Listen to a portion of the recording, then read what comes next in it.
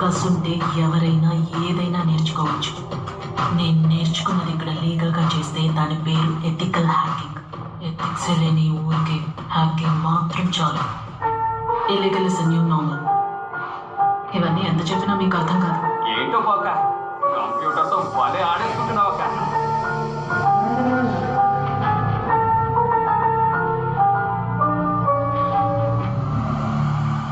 నేను చెప్పేది జాగ్రత్తగా వినండి. చెప్పక్క. పోయినసారి ప్లాన్ చేసినట్టుగానే మిగిలిన 58 ఏళ్ళని ఈ ఊరు వదిలి ఎస్కేప్ అవుతున్నాం. అర్థమైందా?